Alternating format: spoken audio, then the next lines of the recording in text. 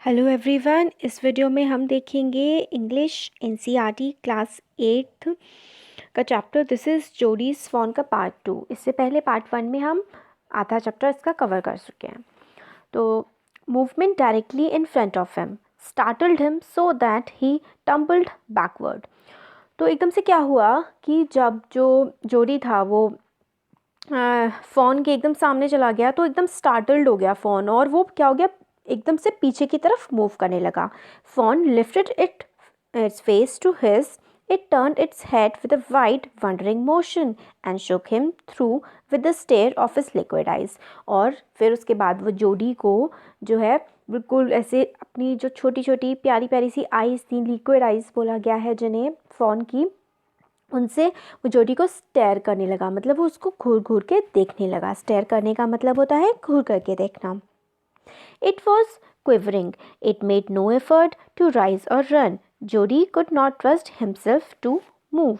Quivering का मतलब होता है शेकिंग स्लाइटली, हल्का हल्का सा हिलना। तो जो फ़ोन था वो हल्का हल्का सा हिल रहा था। उसने कोई एफर्ट नहीं करा कि वो उठे और वहाँ से भाग जाए, और जोडी भी खुद को ट्रस्ट नहीं कर पा रहा था कि वो आगे बढ़े या ना बढ़े। He whispered, "It's me." The fawn lifted its nose, scenting him. He reached out one hand and laid it on the soft neck. तो एकदम से विस्पर करने का मतलब होता है धीरे से कुछ बोलना। तो जो जोडी होता है वो धीरे से फ़ोन से बोलता है कि ये जो है ये मैं हूँ, और उसकी जो सॉफ्ट सी जो नेक है उसको टच करने लगता है, बहुत ही प्यार से उस पर हाथ वो रखने लगता है, और काफ़ी ज़्यादा वो एक्साइटेड हो जाता है। डेलीरियस का मतलब होता है एक्सट्रीमली एक्साइटेड, बहुत ही ज़्यादा जोडी एक्साइटेड हो जाता है कि उसको जो फ़ोन है वो मिल गया है। He moved forward on all fours until he was close beside it. He put his arms around its body, और फिर वो उठता है और जो है अपनी आर्म्स को, अपने हाथों को बिल्कुल फ़ोन के चारों तरफ रख देता है। A light convulsion passed over it, but it did not stir. फिर एकदम से जो है फ़ोन वो थोड़ा शिवर हो जाता है, कांप जाता है, मगर फिर भी वो हिलता नहीं है, वहाँ से वहाँ रुका रहता है। ये देखिए इस तरीके से। He stroked its sides as gently as through the fawn were a china deer and he might break it। और वो इतने प्यार से उसको उठाता है कि कहीं मतलब इसको कोई नुकसान ना पहुंच जाए, मतलब ऐसे कि कहीं कुछ जैसे कि क्ले का कोई गुड्डा हो और वो टूट जाए गिरने की वजह से या कुछ भी, तो बहुत ही प्यार से वो फ़ोन को उठाता है। Its skin was very soft, it was sleek and clean and had a sweet scent of grass। और वो बहुत ही ज़्यादा सॉफ्ट था, एकदम स्मूथ शाइनी सी उसकी स्किन थी, और उसमें जो सेंट आ रही थी, मतलब उसमें से जो खुशबू आ रही थी वो घास की आ रही थी। He rose slowly and lifted the fawn from the ground। और फिर वो एकदम से जो है जोडी आराम से उठा लेता है गोद में अपनी फ़ोन को। Its legs hung limpy, they were surprisingly long and he had to hoist the fawn as high as possible under his arm। और फिर मतलब वही है कि उसके जो पैर हैं बता रहे हैं कि काफ़ी लंबे से होते हैं, तो बहुत ही ध्यान से जोडी को उसको उठाना पड़ता है। He was afraid that it might kick and bleed at sight and smell of its mother. तो उस जोड़ी को ये भी डर लग रहा होता है जब वो साइड से निकलेगा जहाँ पर उसकी मदर का जो कैरकास पड़ा हुआ है, तो बहुत ज़्यादा मतलब वो जाएगा, घबरा जाएगा या फिर भागने की कोशिश करेगा। He skirted the clearing and pushed his way into the thicket, it was difficult to fight though with his burden. फिर वो सोच रहा था जोड़ी कि ऐसे करके भाग जाएगा और मैं इसको फिर दोबारा किस तरीके से पकड़ूंगा, और उसको मतलब काफ़ी भारी भी लग रहा था जो फ़ोन है वो पकड़ने में। Fawn's legs caught in the bushes and he could not lift his own with freedom। तो उसके जो पैर हैं वो बुशेस में फंस गए थे फ़ोन के, और वो खुद अपनी उससे उठ नहीं पा रहा था। जोडी को भी बड़ी परेशानी हो रही थी क्योंकि फ़ोन उससे काफ़ी हैवी लग रहा था। He tried to shield its face from prickling vines। और जो वो थी ना वाइन्स, मतलब जो टहनियाँ निकली हुई थी जिसमें से कांटे थे, वो बचाने की कोशिश कर रहा था जोडी पूरी तरीके से फ़ोन को उनसे। Its head bobbed with his stride, his heart thumped with the marvel of its acceptance of him। He reached the trail and walked as fast as he could until he came to the intersection with the road home. तो इसमें यह है कि जब जोडी ने उसको phone को उठा रखा था अपनी गोद में, तो उसको डर भी लग रहा था कहीं ये गिर ना जाए। उसका हार्ट थंप हो रहा था, धड़क रहा था बहुत तेज़ तेज़, और उसको बहुत ही खुशी भी हो रही थी, मार्वल खुशी हो रही थी कि जो फ़ोन है वो उसके साथ आराम से बैठा हुआ है, मतलब उसने जोडी को एक्सेप्ट कर लिया है। फिर आगे है और फिर मतलब चलते चलते जो है वो रोड के इंटरसेक्शन पे पहुंच जाता है, उस जगह पर जहाँ से उसका घर पास में था। He stopped to rest and set the fawn down on its dangling legs. It wavered on them. It looked at him and bleated. तो इसमें यह है कि जो वो थोड़ा सा थक जाता है, फिर उसको नीचे रख देता है थोड़ा सा आराम करने के लिए, उसके लेग्स पे उसको बिठा देता है, ऐसे करके यह है इसमें पूरा। He said enchanted, I will carry you after I get my breath. He remembered his father saying that a fawn would follow if it had first been carried. तो उसको फ़ोन से वो बोलता है जोडी कि मैं थोड़ी सी सांस ले लूँ फिर मैं तुमको उठाऊँगा, फ़ोन से बोल रहा होता है। फिर एकदम से उसको याद आती है कि जोडी को याद आती है कि जोडी के फादर ने उससे कहा था कि अगर फ़ोन को एक बार गोद में उठा करके चलाया जाए, फिर उसके बाद जो फ़ोन है वो खुद ही आपको फॉलो करना स्टार्ट कर देगा। उसे फिर लगा कि शायद करने लगे, तो वो ट्राई करता है। He started away slowly. The phone stared after him. He came back to it and stroked it and walked away again. It took a few wobbling steps toward him and cried piteously. फिर वो जो है एकदम से उसको छोड़ता है और धीरे धीरे आगे बढ़ने लगता है। तो ऐसा लगता है कि फ़ोन पहले आएगा, बट फिर लगता है कि वो नहीं आ रहा है। फिर वापस जाता है और फिर अपने साथ लेके आता है। It was willing to follow him. मतलब फिर उसको समझ आ जाता है कि जो फ़ोन है वो उसको वाकई में साथ में जोडी के जाना चाहता है। It belong to him. It was his own. He was light hearted with his joy. अब उसको बड़ी खुशी हो जाती है जब जोडी के पीछे पीछे आने लगता है फ़ोन, तो जोडी खुश हो जाता है कि अब ये मेरा है, ये मेरे को बिलोंग करता है, ये मेरा अपना है। उसका दिल जो है और दिमाग हल्का हो जाता है और वो काफ़ी खुश हो जाता है। He wanted to fondle it, to run and romp with it, to call to it and come to him. फिर उसको लगता है उसके साथ वो खेले और उसके आगे पीछे भागे और वो फिर उसके पास आ जाए। फ़ोन जो है वो ये सब चीज़ें फिर चाह रहा होता है। He dare not alarm it. फिर मगर फिर भी वो उसको क्या है एकदम से डराना नहीं चाहता है।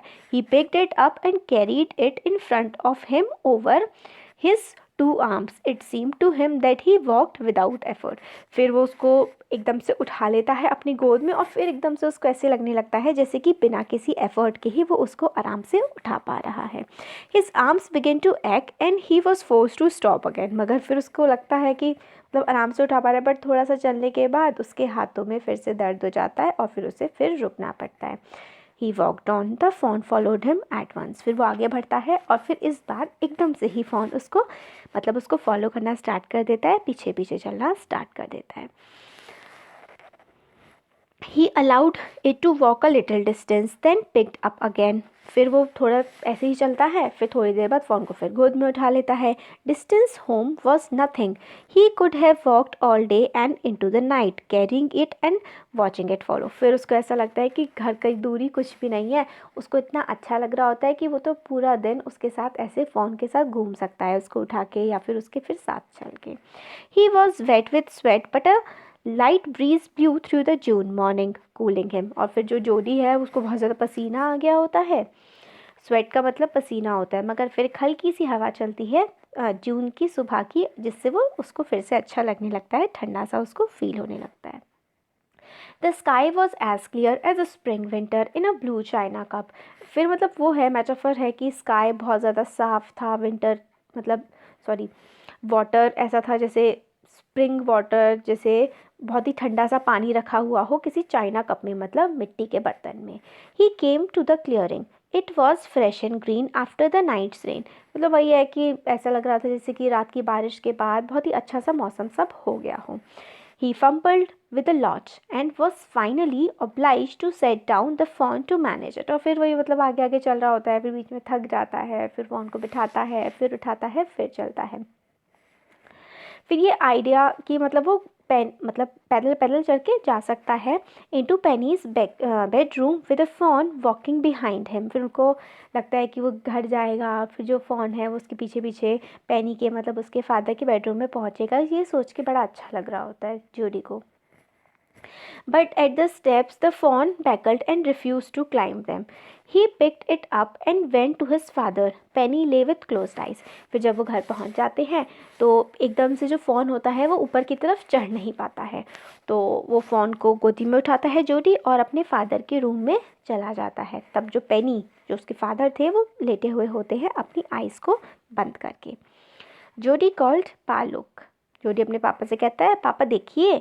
पेनी turned his head. Jody stood beside him. The fawn clutched hard against him. तो जैसे ही उसके जो पेनी होते हैं उसके फादर जोडी के उनकी आँख खोलते हैं, वो देखते हैं जोडी उनके साइड में खड़ा हुआ है और उसके पास एक फॉन है जो बिल्कुल उसको जोडी को जिसने मतलब उस फॉन ने जोडी को क्लच बिल्कुल हार्ड बहुत तेज़ी से पकड़ा हुआ होता है। It seem to Penny that the boy's eyes were as bright as the fawn. He said, I am glad to find him. I am glad you find him. तो उसके फादर देखते हैं कि कितनी ज़्यादा दोनों की आइज़ चमक रही होती हैं खुशी से, और वो बोलते हैं अपने बेटे से कि मेरे को बहुत ज़्यादा खुशी है कि तुमने इसको ढूंढ लिया।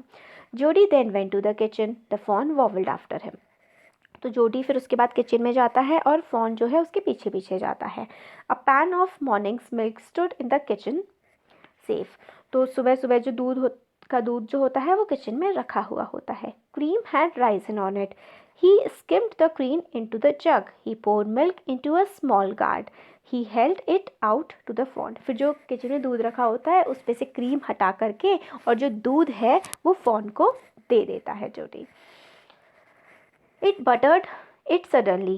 Smelling the milk, he saved it precariously from spilling over the floor. और फिर एकदम से जो है वो जो फॉन है वो उसको पी जाता है और ध्यान से कि मतलब नीचे ना गिरे ऐसे करके. He dipped his fingers in the milk and thrust them into the fawn's soft, wet mouth. It sucked greedily. When he withdrew them, it bleated fanatically and buttered him. तो मतलब वही है कि वो एकदम से फटाफट जो है फॉन बिल्कुल दूध को वो पी जाता है. He dipped his finger again and as the fawn sucked, he lowered them slowly into the milk. तो अपनी फिंगर से उसको पिला रहा होता है और जो वो है फॉन वो बहुत ही जल्दी जल्दी पी रहा होता है. The fawn blew and sucked and snored. It stamped its small hoofs impatiently. फिर मतलब वो बहुत ही फटाफट दूध को पी रहा होता है. हूफ्स होते हैं जो नीचे पैर होते हैं, इन लोगों के पैर में कट्स होता है ना, जैसे बीच में डिवीजन होता है पैर के, तो उसको हूफ कहते हैं. तो अपने हूफ को मतलब बिल्कुल स्टैम्प कर रहा होता है, तेज तेज मतलब मार रहा होता है ज़मीन पर.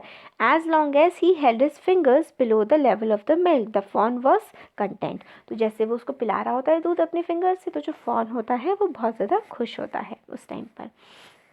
It closed its eyes dreamingly. It was escasity to feel its tongue against his hand. तो उसको जोडी को बड़ा अच्छा लग रहा होता है कि जो टंग उसको लगा रहा होता है उसकी फिंगर पे दूध पी रहा होता है, बहुत अच्छा फील हो रहा होता है जोडी को. Its small tail flickered back and forth. The last of the milk vanished in a swirl of foam and gurgling. तो बिल्कुल अपनी जो पूँछ है वो हिला रहा होता है दूध को पीते हुए, और फिर जो पूरा का पूरा मिल्क जो है उस कटोरे में से वो बिल्कुल फोम बना के और एंड तक क्या है बिल्कुल ख़त्म कर देता है उसको. तो ये हमारा अब चैप्टर हो गया है फाइनली पूरा कंप्लीट. Thank you.